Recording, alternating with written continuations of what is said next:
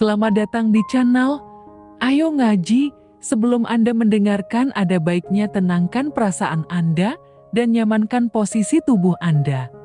Jangan lupa disertai juga dengan mengucapkan basmalah. Selamat mendengarkan. Berbicara tentang Isra Mi'raj, ini menjadi masalah besar sebetulnya. Tapi saya rasanya agak tenang ya, karena kita bicara dengan Profesor Dr. Thomas Jamaluddin, ya, seorang ahli di bidang kosmologi dan astronomi.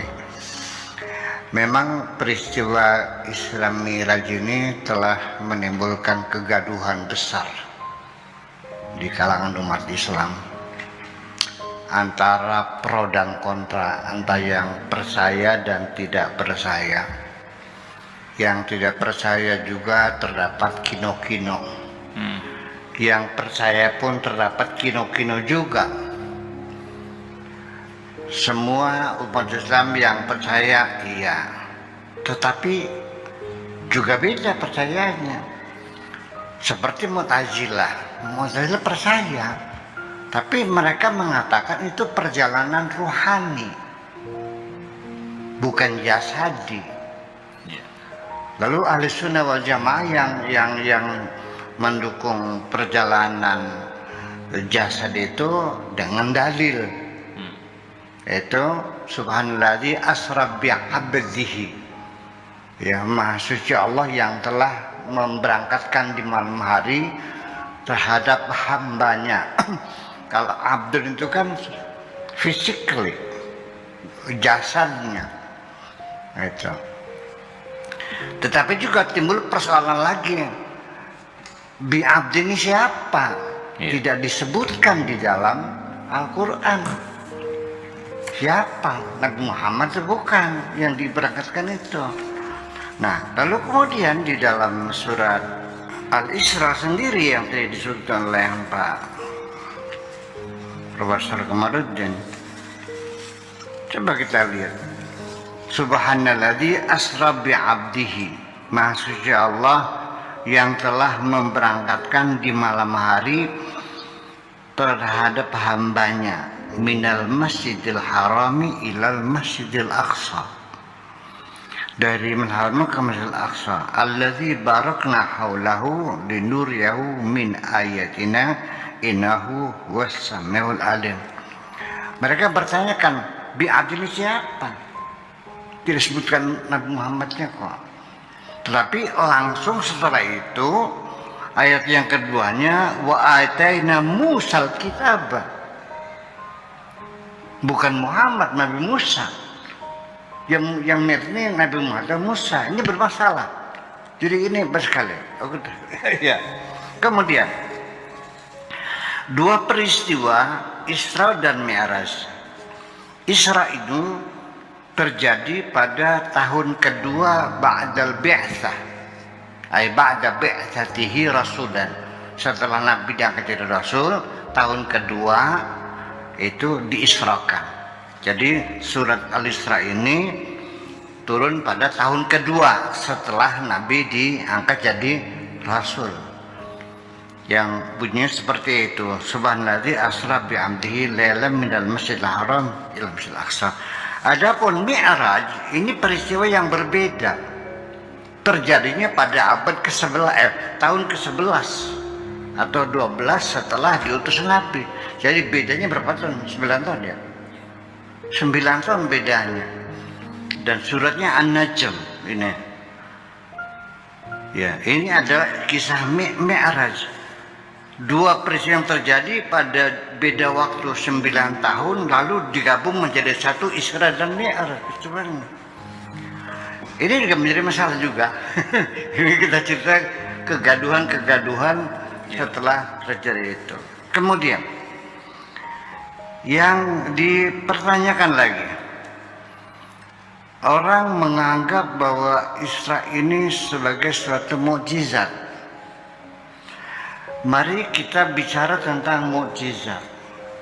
Salah satu faktor yang sangat paling substantif dalam menentukan kemujizatan adalah kejadian yang di luar nalar manusia, di luar kebiasaan, melanggar hukum alam yang umumnya terjadi.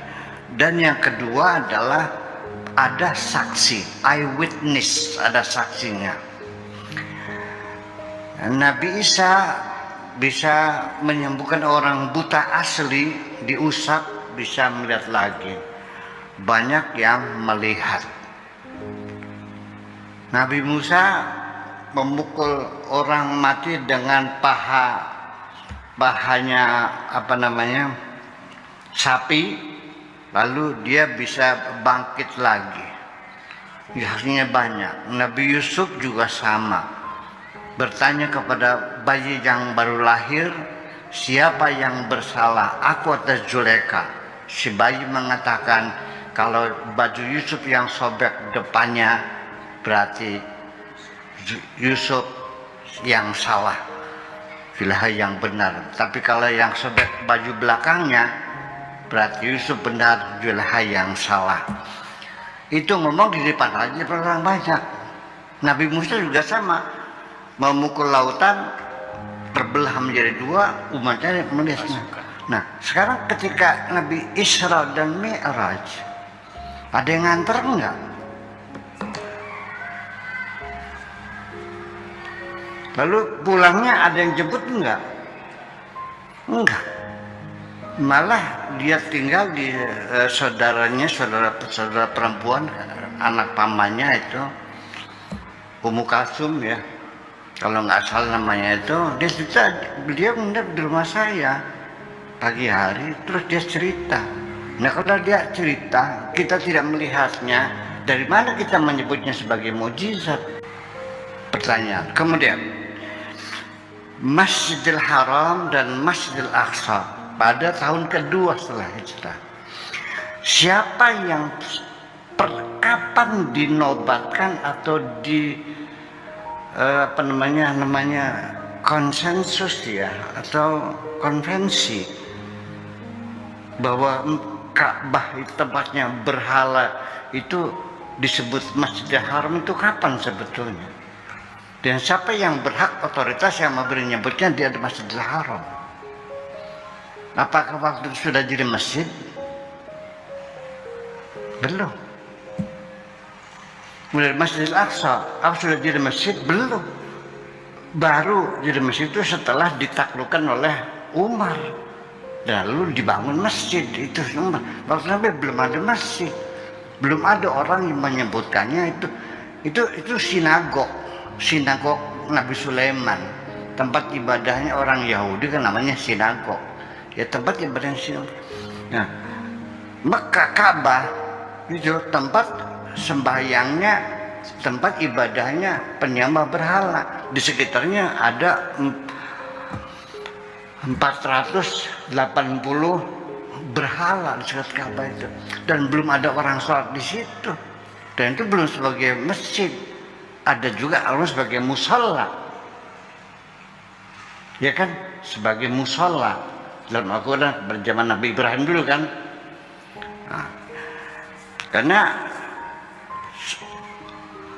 zaman dahulu kala malah justru dalam Al-Quran diinformasikan, inna awal baiti wuda linnasi lalladzi bi Bakkata. Awal rumah Tuhan dibuat itu adalah di Bakkah. Di mana Bakkah itu adalah Mekah. Apakah Bakkah itu Mekah atau ini juga perlu kajian antropologi juga. Masih banyak sekali persoalan-persoalan yang kita bicarakan. Kemudian sampai sholatnya saja sampai sekarang tidak ada yang sama. Dari mulai takbir sampai tahiyat, dari mulai ada yang sedekah, ada yang tidak, ada yang baca Fatihah, ada yang tidak, yang baca Fatihah ada yang baca basmalah, ada yang tidak, ada yang pun ada yang tidak, ada yang menunjuk ke digoyang-goyang, ada yang tidak, semuanya berbeda. Jujur saja, Nabi Muhammad sholatnya seperti apa? Hadisnya mengatakan hanya sallu kama ra'aitumuni usolli, sholatlah seperti aku sholat. Lalu bagaimana rasanya? Kita tidak mendapatkan informasi yang pasti bahwa Nabi sholatnya seperti ini. Pernah saya konfirmasikan dengan Dr. Quraish Shihab. Saya bilang, Pak Quraish Shihab, kita ini sholat bermacam-macam. Yang benar mana? Kunut atau tidak? Baca Fatihah atau tidak? Baca Fatihah ini pakai basmalah atau tidak? Sedekap atau selonjor tangannya? Waktu nunjuk di wayang atau tidak?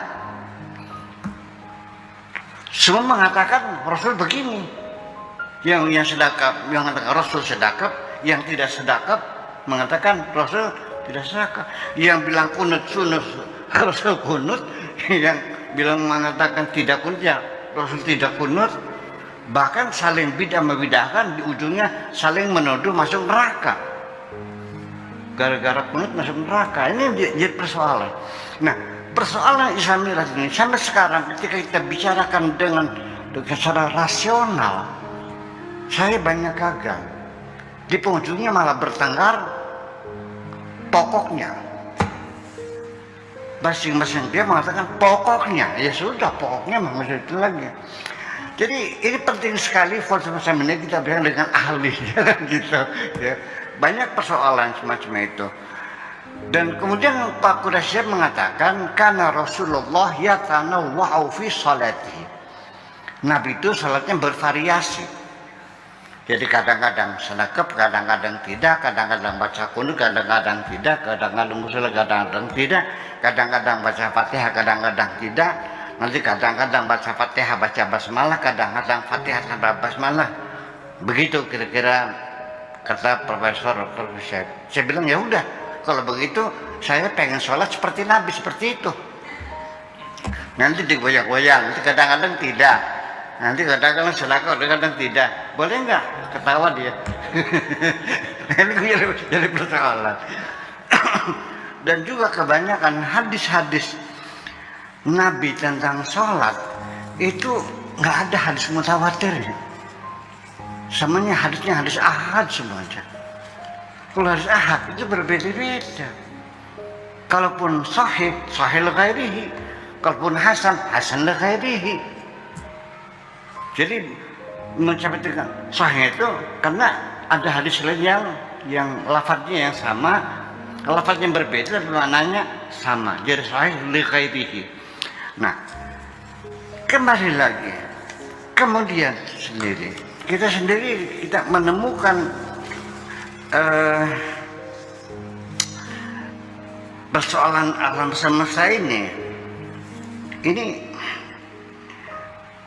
1 sampai 2 triliun galaksi ya di seluruh alam semesta ini yang dapat diamati. Dan kemudian juga ini matahari di tengah-tengah galaksi seperti satu titik debu yang sangat kecil sekali. Buminya nggak kelihatan. Oke deh, kita mendekat sedikit ya, sehingga bumi kelihatan satu titik, satu butir apa namanya, seujung jarum. Saya mau nanya, di mana Ka'bah? Di situ, titik itu. Di mana Madinah? Ya di situ, di titik itu. Washington DC mana? Ya di titik itu. Moskow mana? Ya di titik itu. Indonesia? Ya di titik itu. Ada jarak nggak? Ada. Persoalan. Jadi yang namanya jarak itu di mana kita berada. Itu ceritanya. Kemudian persoalan waktu. Sebelum lanjut mendengarkan, kami sangat berterima kasih bila mana Anda ikut serta mendukung channel kami dengan cara like, komen, dan subscribe. Terima kasih dan selamat mendengarkan kembali. Sekarang yang perlu kita ketahui bahwa sejak kapan waktu itu terlahir. Waktu itu ada atau tidak ada? Bagaimana munculnya waktu? bagaimana persepsi waktu, seperti apa manusia dulu tidak tahu waktu. Pokoknya dia taunya ya kalau siang terang, kalau malam gelap, nanti sebulan sekali matahari bulannya bulat sebagainya. Kemudian kalau matahari ada di kutub utara banyak apa namanya, hujannya jarang, ada hujan. Tapi kalau ada di kutub selatan itu banyak hujan. Nah, kemudian bayang bergeser. Nah, itulah. Maka kapan orang itu membuat waktu itu dalam sejarah Yunani, ya, sejarah Mesir kuno, itu mereka menentukan waktu itu dengan pakai tongkat ditancapkan tengah padang pasir. Nah, ini bayang-bayangnya ini menjadi ukuran waktu. Kalau bayang-bayangnya ini ke sebelah utara, berarti matahari ada di sebelah selatan, itu berarti musim dingin, ya kan begitu. Kalau bayang-bayangnya ada di sebelah selatan, berarti matahari ada di sebelah utara, berarti musim panas. Kemudian bayang-bayang sendiri ketika lurus dengan tongkatnya matahari pas di atas, itu namanya tengah hari, dan seterusnya. Kemudian dengan menggunakan dengan pasir, ya dibalik lagi gitu, sampai jam yang pakai apa namanya mekanik semacam ini. Nah, apakah lalu dari mana mereka membuat aturan 1 minggu 7 hari? Ya itu kan kata mereka. Saya di Jawa di sini Pak Profesor, kita menghitung 1 minggu itu tidak 7 hari kok 5 hari. Orang Cina menghitung waktu 1 minggu 12 hari. Di Swahili di mana? Di Afrika itu 1 minggu 4 hari. Kita kan 5 hari ya. Pohon warga, pohon kita bukan 7 kok. Jadi ternyata kan penanggalan berbeda-beda. Nah, disitulah maka terjadi satu perbedaan. Nah, ketika orang Eropa, ya peradaban Masehi, namanya kalender Masehi, itu kan dicangkolkannya dengan matahari. Orang Islam menyangkolkannya dengan bulan, namanya Qomariyah. Kalau ini Syamsiah, maka terjadi perbedaan hitungan. Bisa saja 100 tahun Qomariyah, tapi Syamsiahnya nggak sampai 100, paling 89 sekian. Karena bedanya adalah 11 hari setiap tahun itu. Nah, kemudian bagaimana? Apakah betul 1 hari itu 24 jam? Tidak, tetap ada kurangnya sekian menit. Kita 23 jam 50 kurang 4 menit lah bedanya. Jadi makanya ada tahun kehabisan dan sebagainya. Jadi itu semuanya adalah masalah-masalah yang sangat relatif semuanya itu.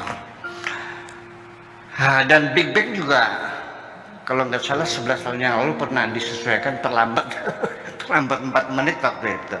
Ya, ini jadi waktu itu sebetulnya di mana sih? Dasarnya apa?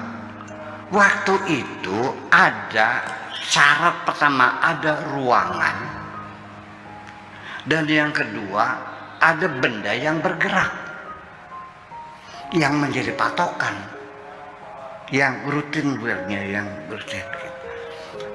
Nah, andaikan matahari, andaikan bumi ini tidak berputar, ada besok nggak? Ada kemarin nggak?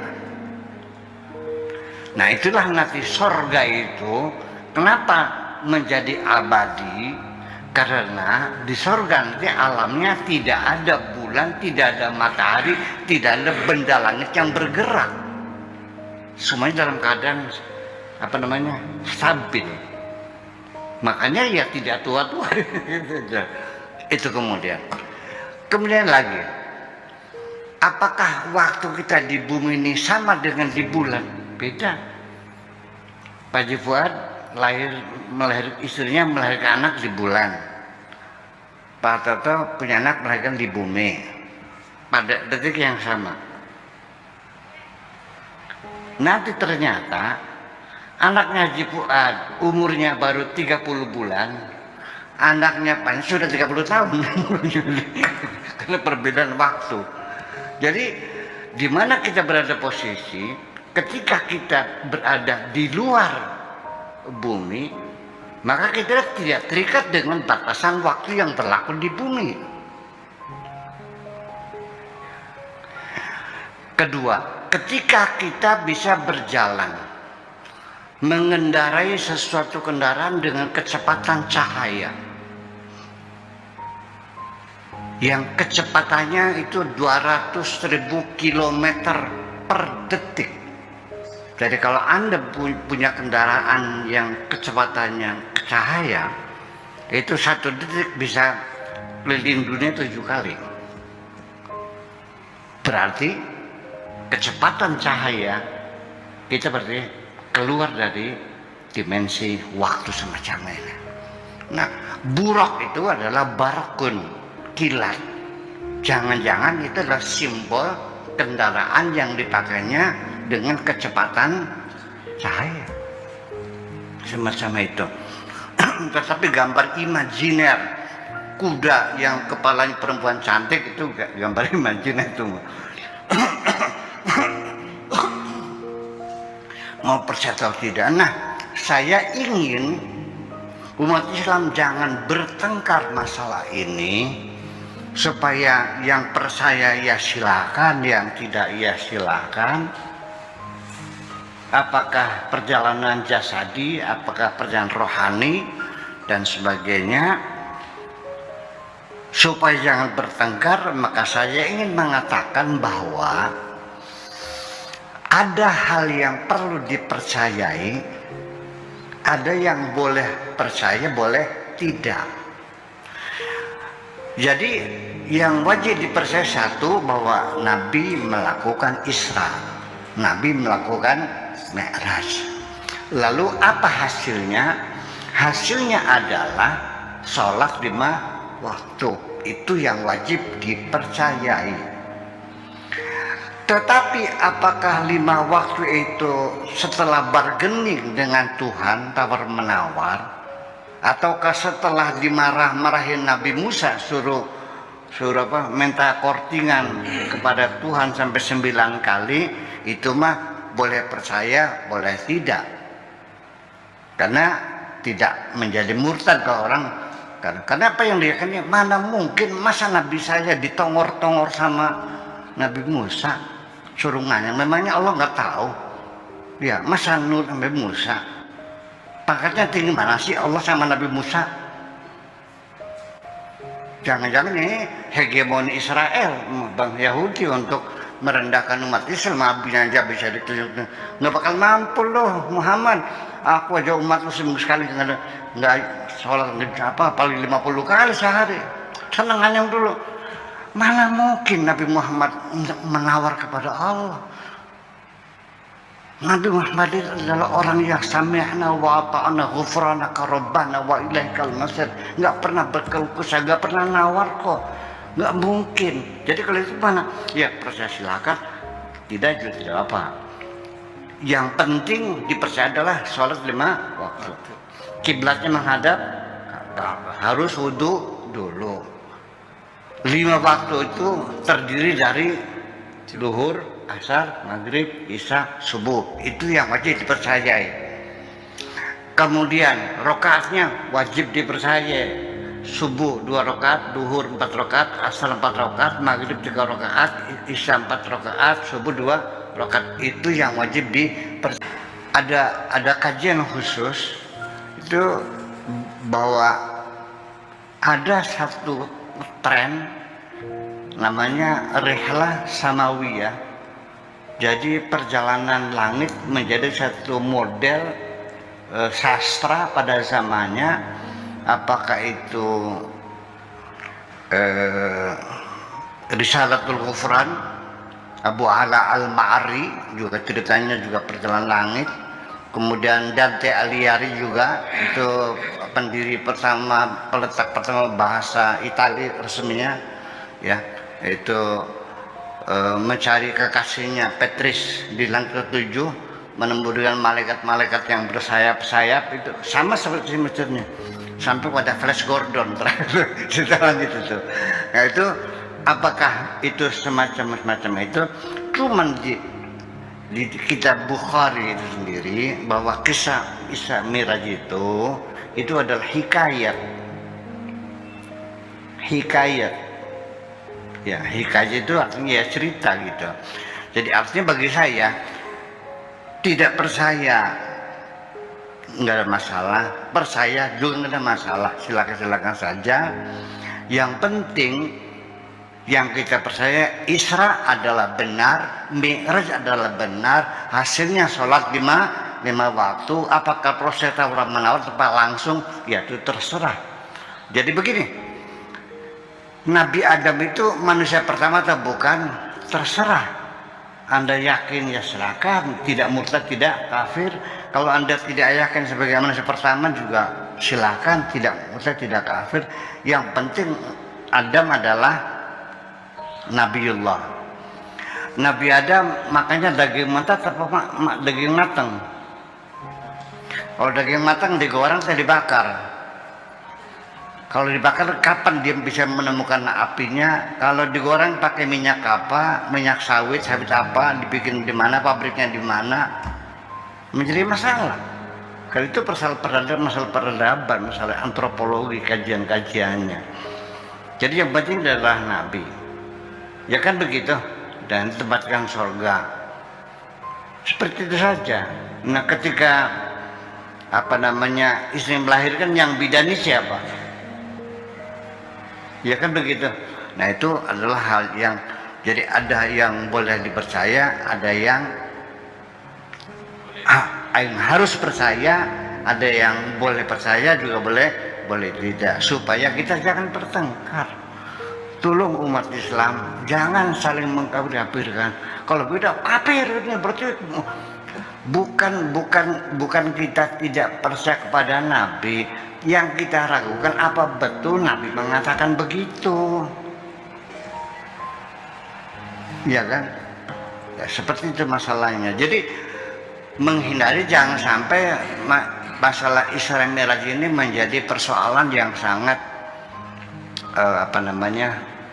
sangat rawan, lalu akhirnya menjadi pertengkaran. Karena bagaimana ini akibatnya, sampai masjid saja beda kok. Saya nih pernah masuk berjamaah, melotot semua matanya ini. Ya salah apa? Nggak usah disebutin masjidnya ya. Barangkali saya sendalnya nggak dilepas, enggak saya lepas. Barangkali saya nggak pakai topi, topi. Barangkali kancing terbuka, enggak. Pada melotot semua, seperti tidak suka. Saya pun keluar, karena mereka bajunya putih semua, saya pakai batik. Ya, ada lagi yang dicuci lagi, sampai sholat saja beda satu dengan lain. Apakah seperti ini hasil Isra Mi'raj itu? Ini menjadi persoalan sesungguhnya. Mereka mengatakan Nabi begini. Kayak sok tahu, kapan pernah ketemunya? Kita sama-sama tidak tahu. Ini juga katanya, mana yang benar bagaimana kita tidak tahu. Oleh karena itu, apapun yang kau yakini, kalau Anda yakinnya digoyang-goyang, silakan. Tapi jangan menyalahkan orang yang tidak goyang-goyang. Orang yang baca basmalah, ya silakan. Yang tidak, langsung alhamdulillah Rabbil, ya nggak ada masalah. Itu. Sampai di Mekah saja dulu itu sholat itu ada 4 imamnya, mazhab Maliki, Syafi'i, Hanafi, Hambali 4. Baru setelah Wahabi menang, kepret itu bersatu, nggak ada begitu. Baru sekarang sampai sekarang satu. Jadi seperti itu persoalannya. Jadi ini sesungguhnya bahwa kalau saya melihatnya Isra Mi'raj ini, sholat ini, ibadah sholat ini adalah ibadah yang bertujuan betul-betul ingin membangun komunikasi yang intensif antar umat Islam. Dan terbangun satu persatuan.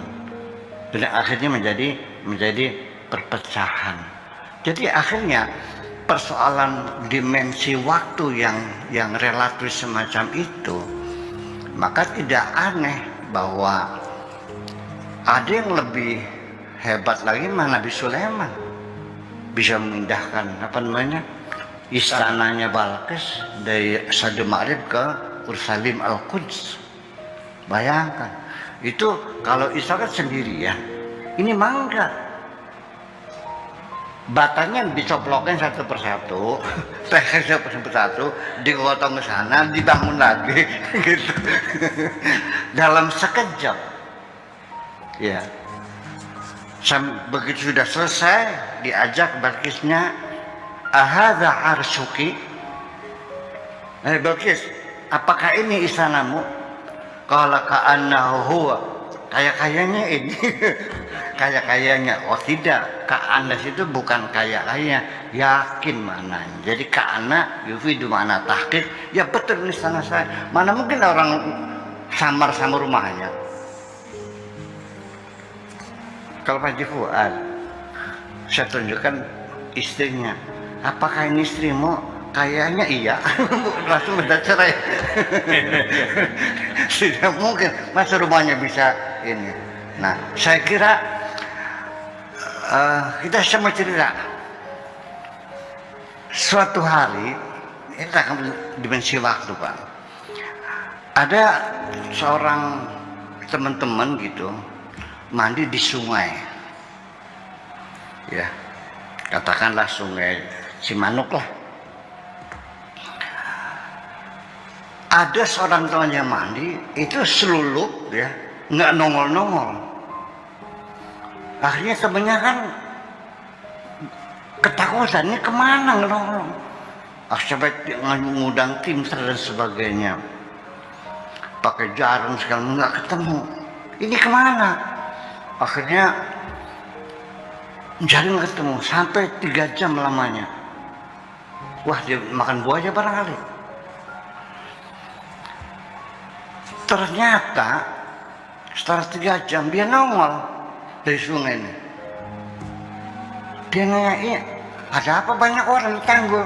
Ya gara-gara kamu nih. Kamu bilang, dirimu kemana kamu perginya? Oh iya, mana? Nah di situ dia bercerita bahwa dia ketemu dengan perempuan cantik, dia godain, dikintilin, ternyata anaknya raja. Sampai di kerajaan, akhirnya bapaknya setuju, ya sudah silakan mau dikawinkan.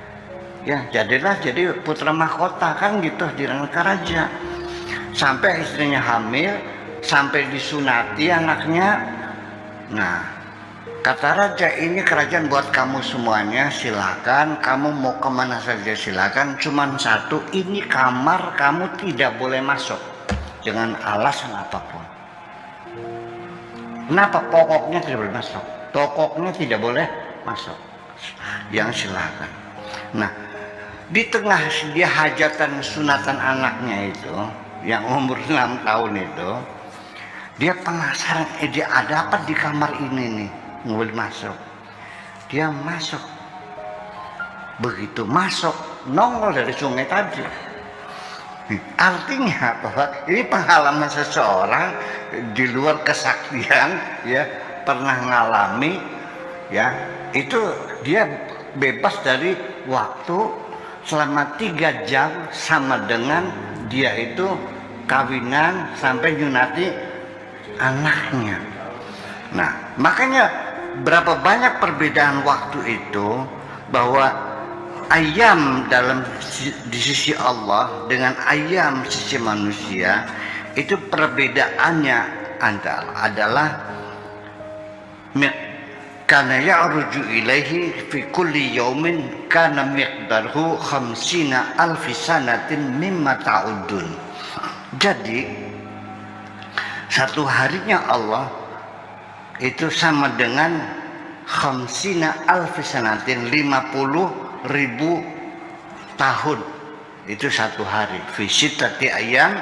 Jadi proses terjadinya alam semesta ini adalah 3 fase. Satu fase itu 50.000, berarti kalau George Lemaitre sendiri jalan teori Big Bang itu 14 miliar tahun yang lalu, kemudian bumi kita mulai ada kehidupan adalah 4 miliar yang lalu sampai sekarang ini. Maka ya kira-kira begitulah fase itu, masalah waktu itu. Kemudian yang kedua, bahwa waktu yang sesungguhnya itu adalah ada pada diri kita sendiri, ada pada tembok yang namanya waktu yang artifisial. Dan waktu yang ada pada diri kita sendiri itu bisa berjalan cepat, bisa berjalan lambat. Ketika kita sedang bahagia biasanya cepat. Kalau kita lagi susah di penjara rasanya lama sekali. Ini terjadi pada orang-orang yang dihidupkan kembali akhirat. Kam labithum qala labithnu yauman au ba'da yaumin. Orang umurnya 80 tahun meninggal, ditanya berapa lama kamu hidup di dunia? Ya sehari 2 hari lah. Jadi disitulah ada perbedaan waktu yang hakiki adalah waktu yang pada diri kita sendiri. Saya kira nanti kita diskusikan panjangnya lebih jauh, kita akan buka forum tanya jawab. Anda telah mendengarkan hingga selesai. Semoga video ini bermanfaat untuk Anda. Semoga kita selalu berusaha untuk bisa bertaubat kepada Tuhan dan selalu dalam ampunan Allah Azza wa Jalla. Terima kasih. Bagaimana caranya kira-kira selesai bulan puasa, semangat ibadah 2 kali kita hadir. Kita ini pada fase berapa nih? Kepedulian sosial terus